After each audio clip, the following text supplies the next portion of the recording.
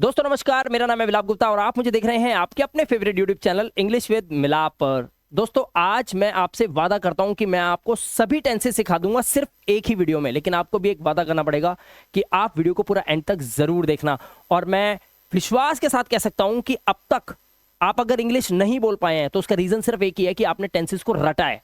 लेकिन अगर आप टेंसेस को सही से समझ लें तो आप बहुत आसानी से इंग्लिश को बोल सकते हैं। तो चलिए वीडियो को शुरू करते हैं और सबसे पहले इन सभी 12 के 12 टेंसेस को एक एक करके समझते हैं।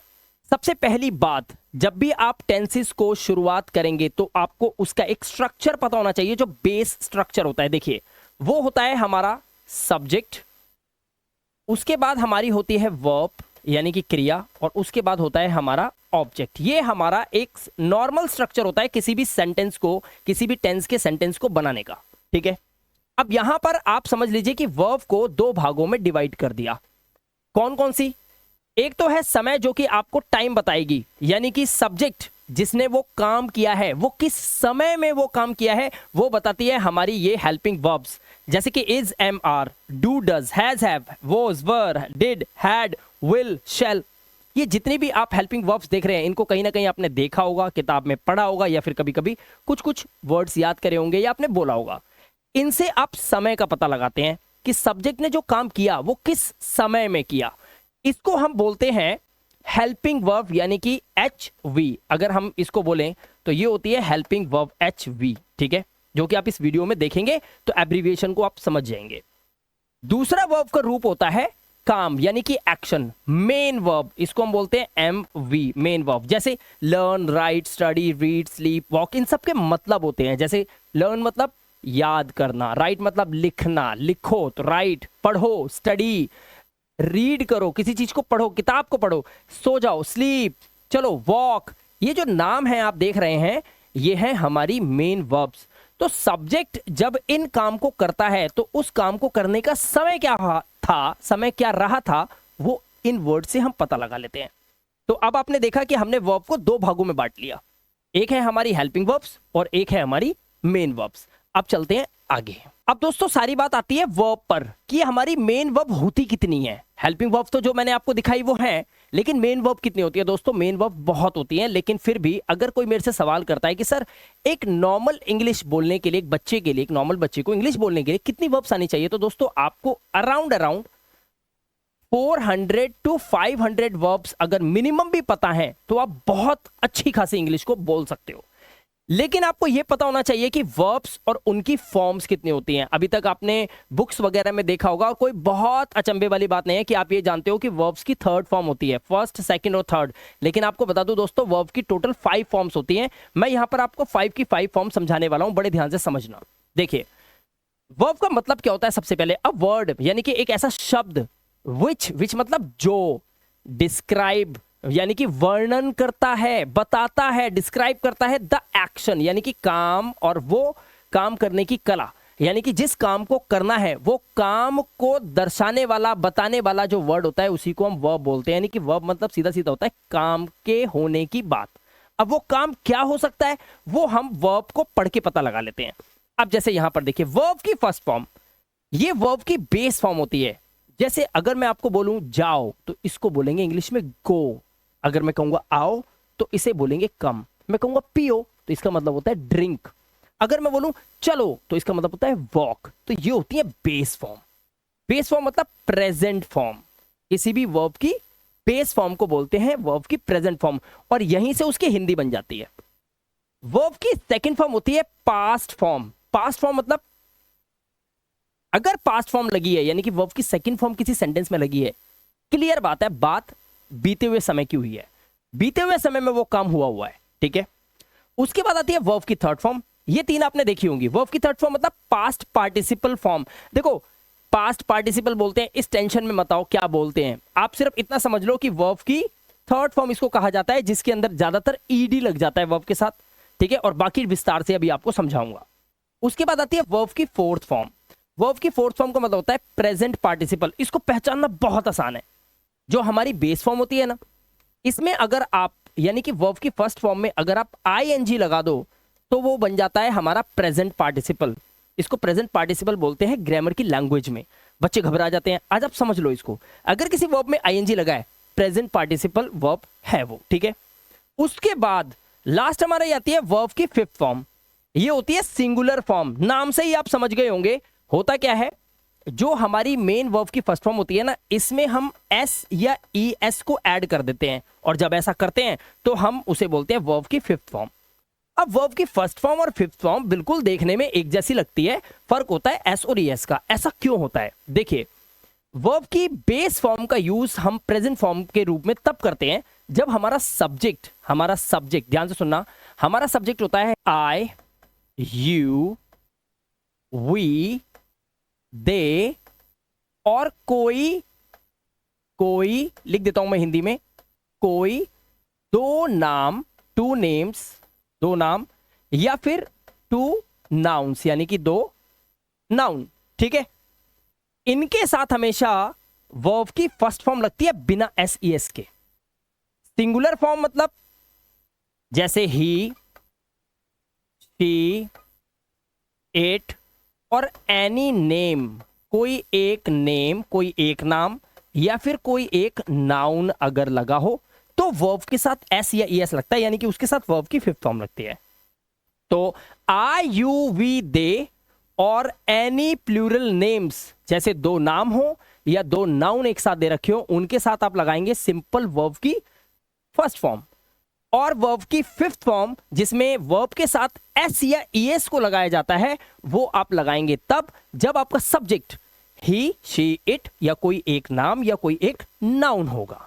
यहां तक पहुंच गए आप। अब जैसे यहां पर देखिए एग्जाम्पल के रूप में, ईट जो है ये है वर्ब की बेस फॉर्म, वर्ब की फर्स्ट फॉर्म, ठीक है। वर्ब की सेकंड फॉर्म हो गई हमारी ईट की सेकंड फॉर्म, जिसे हम बोलते हैं एट, ठीक है। वर्ब की थर्ड फॉर्म यानी कि पास्ट पार्टिसिपल, ये हो गई हमारी ईटन। वर्ब की फोर्थ फॉर्म यानी कि प्रेजेंट पार्टिसिपल हो गई जब हमारी वर्ब यानी कि ईट में हमने आईएनजी को यहां पर ऐड करा है। देखो जैसे कि यहां पर आईएनजी लगा हुआ है, आप देख सकते हो।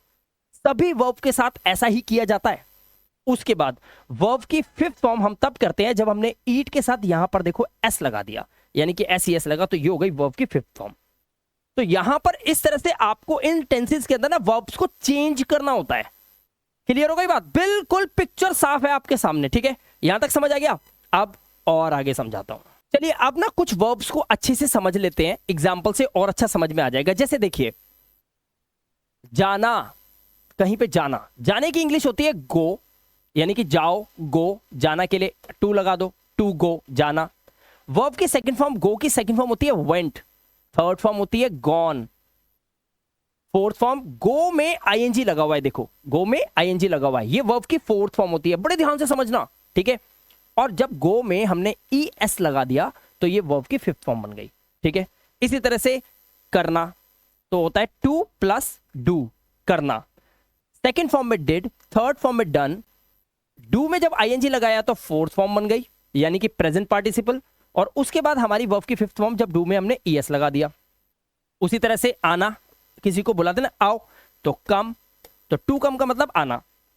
सेकेंड फॉर्म हो गई केम, थर्ड फॉर्म फिर कम हो जाती है, फोर्थ फॉर्म में कम में आईएनजी लगाया, ई हटा के आईएनजी लगा दिया, और उसके बाद हमारा लास्ट में एस लगा हुआ है तो कम्स हो गया। इसी तरह से चलने की इंग्लिश होती है वॉक, टू लगा दो, टू वॉक, चलना। वॉक्ड, वॉक्ड, देखो ईडीडी लगा हुआ है, सेकंड फॉर्म और थर्ड फॉर्म हो गई, पास्ट पार्टिसिपल।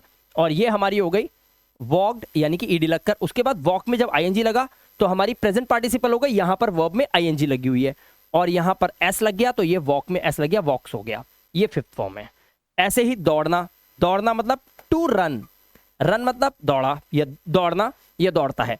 ऐसे ही रन सेकंड फॉर्म, रन इसकी थर्ड फॉर्म हो गई। रन में आईएनजी लगा तो इसका रूल होता है, ये जो हमारा रन वर्ड है यहां पर, ये हमारा जो कॉन्सोनेंट है उससे पहले, कॉन्सोनेंट से पहले हमारा क्या लगा हुआ है, एक वाउल लगा हुआ है, तो यहां पर एन को डबल कर दिया और आईएनजी लगा दिया, और यहां पर रन के साथ एस लग गया। यहां पर इन सभी वर्ब्स में आपने देखा first form, second form, third form, fourth form, fifth form बना दिया। अब इसमें ना आप टेंशन बिल्कुल नहीं लेना है, क्योंकि फोर्थ फॉर्म आपको बनाना है सिर्फ आईएनजी लगा के, और फिफ्थ फॉर्म बनाना है आपको एस और ई एस लगा के। और ये जो तीन चीजें आप देख रहे हो, मोस्टली कुछ वर्ब से 100, 200 जिनको आपको सिर्फ याद करना पड़ता है। बाकी सभी वर्ब्स में जो बड़ी बड़ी होती हैं उनमें ईडी लगा के आप काम चला सकते हो बड़े प्यार से। तो ज्यादा याद करने की जरूरत नहीं है, कुछ वर्ब्स है जिनको आपको याद करना है बड़े प्यार से, ठीक है। अब यहां पर आपने ये वर्ब्स देख ली, अब चलते हैं आगे और मैं यहां पर आपको चार्ट के थ्रू टेंस को समझाने की कोशिश करता हूं। ये जो आप स्क्रीन पे देख रहे हैं दोस्तों, ये पूरा एक चार्ट है, कंप्लीट चार्ट टेंस का। मतलब अगर आप इस टेंस के इस चार्ट की स्क्रीनशॉट ले लेते हैं, मैं हट जाता हूं, तो आप ये कह सकते हैं, वीडियो को रोक के स्क्रीनशॉट ले सकते हो। आई होप आपने ले लिया होगा। ये चार्ट आपको सब कुछ बता देगा कि टेंस कौन सा है, इंडेफिनिट है, कॉन्टिन्यूअस है, परफेक्ट है, परफेक्ट कॉन्टिन्यूअस है, और उसमें क्या क्या रूल्स होते हैं। देखिए टेंस को 3 भागों में बांटा हुआ है, प्रेजेंट, पास्ट और फ्यूचर, ठीक है। प्रेजेंट मतलब जो वर्तमान अभी चल रहा है, पास्ट मतलब जो बीत गया, और फ्यूचर मतलब जो आने वाले भविष्य में कोई काम करेगा या होगा, ठीक है। 3 भाग हो गए। इनके 4-4 पार्ट हैं, प्रेजेंट का इंडेफिनिट, प्रेजेंट का कॉन्टिन्यूअस, प्रेजेंट का परफेक्ट, प्रेजेंट का परफेक्ट कॉन्टिन्यूअस, और इसी तरह से पास्ट के भी 4 और फ्यूचर के भी 4। अब यहां पर प्रेजेंट के इंडेफिनिट में पहचान होती है ता है, ती है, ते है। वर्ब की फर्स्ट फॉर्म लगती है जो अभी मैंने आपको बताया, और वर्ब की फिफ्थ फॉर्म लगती है, वर्ब की फिफ्थ फॉर्म लगती है जिसमें एस लग जाता है, ठीक है। और इसमें जो हेल्पिंग वर्ब यूज होती है वो होती है डू और डज, और जब डू और डज लगता है तो वर्ब की फर्स्ट फॉर्म ही लगाई जाती है। ये सब आप रूल्स और सेंटेंसेस बनाएंगे तब आपको सब अच्छे से समझ में आएगा। आगे देखिए, प्रेजेंट के कॉन्टिन्यूअस के अंदर पहचान होती है रहा है, रही है, रहे हैं, और उसमें हम इजएमआर के साथ वर्ब की फोर्थ फॉर्म लगाते हैं, यानी कि वर्ब के साथ आईएनजी लगाते हैं। इसी तरह से प्रेजेंट के परफेक्ट में हम चुका है, चुकी है, चुके हैं सेंटेंस के लास्ट में देख पाते हैं, और उसमें हम हैज हैव के साथ वर्ब की थर्ड फॉर्म लगाते हैं। और यहां पर प्रेजेंट के परफेक्ट कॉन्टिन्यूअस के अंदर आप नोटिस करेंगे कि वर्ब की फोर्थ फॉर्म लगी हुई है, बट यूज होता है हैज बीन और हैव बीन का, और यहां पर सिंस फॉर का यूज भी होता है। तो ये चार्ट इस तरह से आप एक बार आपने स्क्रीनशॉट लिया होगा, आप देखकर पढ़ के समझ सकते हैं।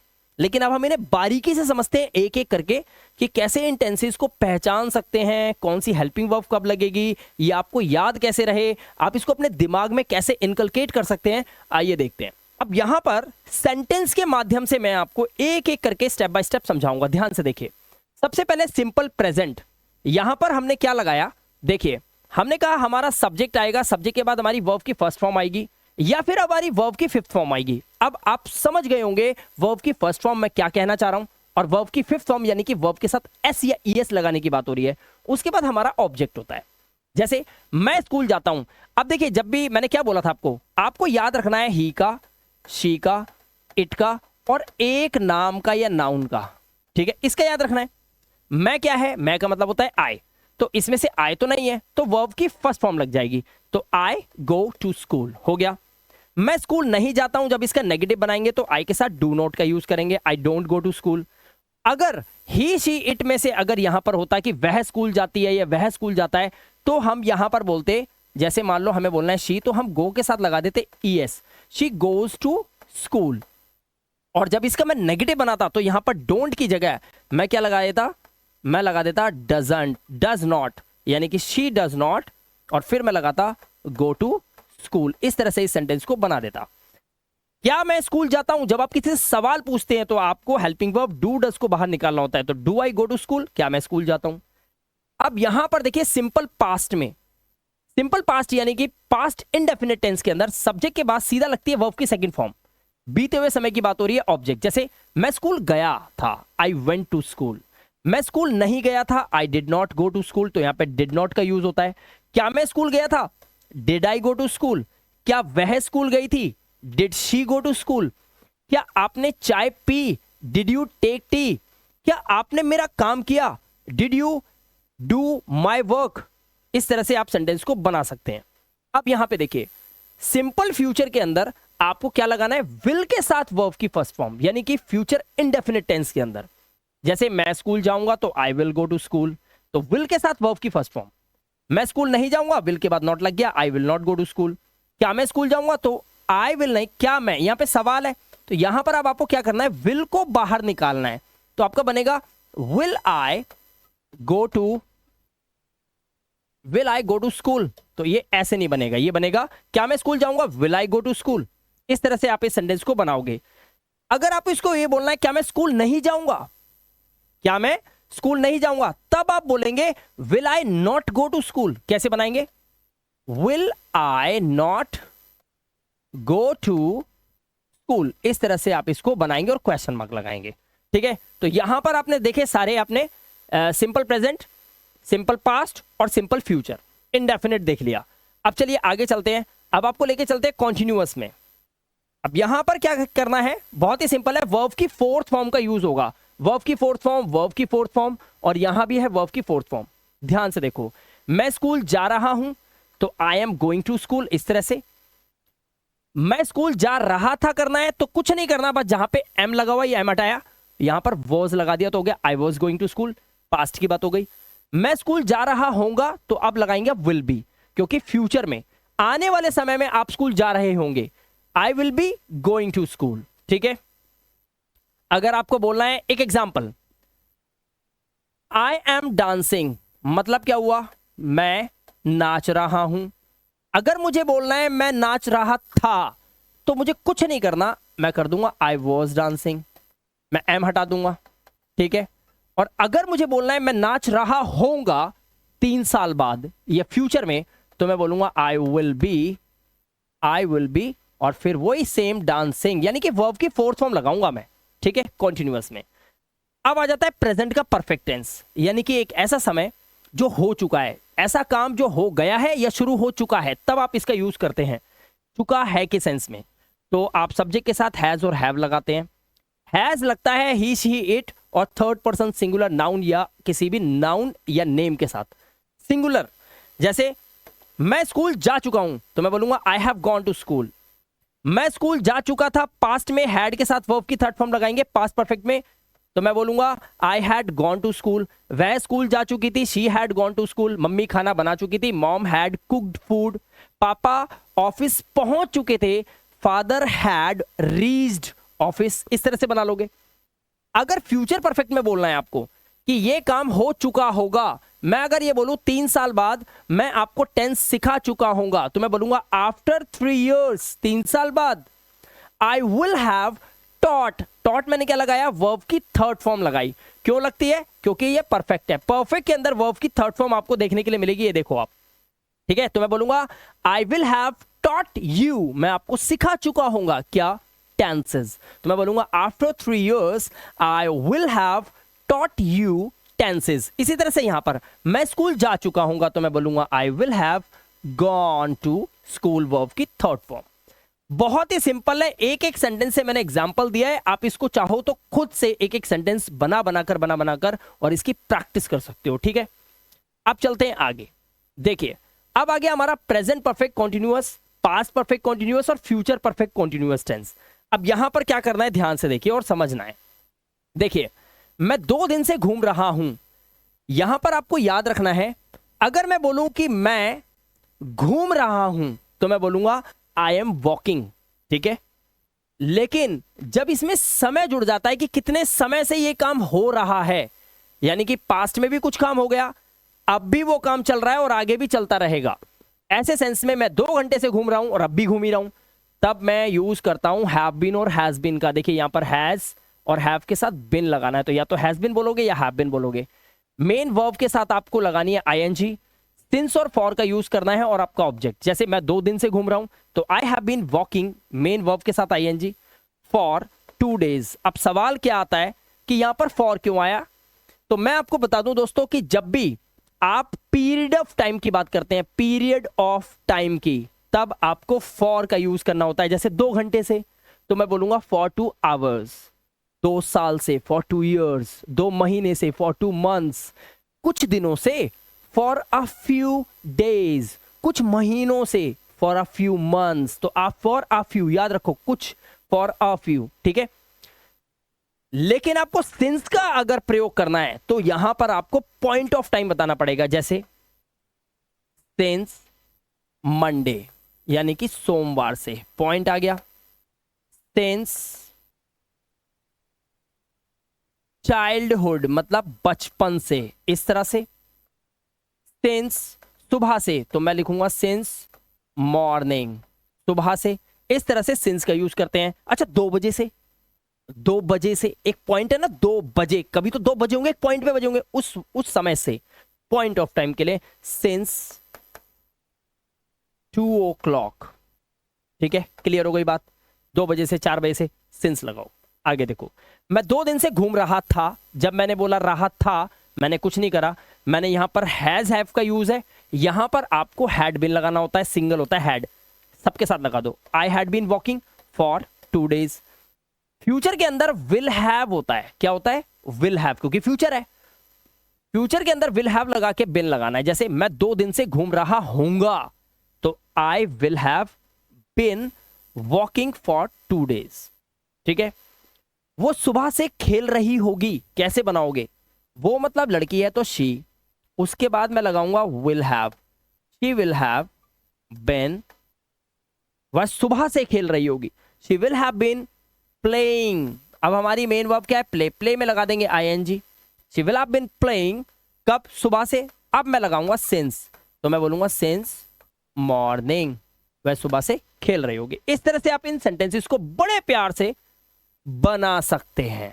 दोस्तों, एक खुशखबरी आपको देना चाहता हूं। अगर आप भी अब तक इंग्लिश नहीं सीख पाए हैं, आपका ये सपना पूरा नहीं हो पाया, तो आपके लिए सुनहरा अवसर है। दोस्तों, मैंने एक इंग्लिश स्पीकिंग कोर्स लॉन्च किया है जिसका नाम है zero to hero level course 2। और इसकी खासियत यह है कि यहां पर मैं इंग्लिश को बिल्कुल का खा गा से सिखा रहा हूं। किस तरह से का खा गा से हम इंग्लिश को बना सकते हैं, सीख सकते हैं, यानी कि एक अंगूठा चाप व्यक्ति भी अंग्रेजी को सीखने के सपने को पूरा कर सकता है। मैंने ये कोर्स लॉन्च कर दिया है। दोस्तों, यहां पर मैं बता दूं कि लाइव क्लासेस में खुद आकर आपको उसमें पढ़ाता हूं और हर एक क्लास का पीडीएफ आपको प्रोवाइड करता हूं। वीकली लाइव टेस्ट होते हैं ताकि आपका लेवल पता चले, आप किस हद तक सीख चुके हैं। आपको 100 रिकॉर्डेड वीडियोस से ज्यादा वीडियोस आपको मिलती हैं पीडीएफ के साथ, यानी कि हर लाइव रिकॉर्डेड वीडियो भी आपको मिलेगी और लाइव क्लास में आप पढ़ोगे मेरे साथ पीडीएफ के साथ। साथ में बेसिक से लेकर एडवांस ग्रामर कोर्स आपको देखने के लिए मिलेगा। जैसे आपने ये टेंसेस सीखे, इससे भी आसान तरीके से मैंने टेंसेस को कोर्स में दिया हुआ है ताकि आप वहां पे बहुत अच्छी तरीके से वीडियोस को देख पाएं। और 24/7 टेक्निकल सपोर्ट मिलता है। दोस्तों, हमारे पास ये जो कोर्स है इसका प्राइस है सिर्फ 2000 रुपए और ये पूरे 1 साल तक वैलिड है, यानी कि 1 साल तक आप हमारी वीडियोस को जितनी मर्जी बार देखें। हर बार हमारी लाइव क्लास होती रहती है जिसमें नए नए टॉपिक्स आपको दोहराए जाते हैं। आप किसी भी क्लास में आके उस टॉपिक को पूरा कर सकते हैं, यानी कि कोर्स 1 साल तक कभी भी खत्म नहीं होगा। ठीक है। यहां पर आप देख सकते हैं का खा गा से इंग्लिश सिखाने का पहली बार इंडिया के अंदर ये कोर्स लॉन्च हुआ है। अदरवाइज ग्रामर तो बहुत सारी है, लेकिन अगर बिल्कुल जीरो लेवल से का खा गा से अगर इंग्लिश को आपको सीखना है तो ये कोर्स आपके लिए बहुत ही बेहतरीन ऑफर है। दोस्तों, इस कोर्स को लेने का तरीका बता देता हूं। सबसे पहले प्ले स्टोर पे जाइए, वहां पे लिखिए जो हमारे चैनल का नाम है इंग्लिश विद मिलाप, ऐप को डाउनलोड कीजिए और इस कोर्स को ले सकते हैं। दूसरा ऑप्शन, यहां पर ये जो दोनों नंबर दिए हैं इन पे आप व्हाट्सएप पे मैसेज कीजिए, हाय या हेलो, या डायरेक्ट टीम से बात कीजिए।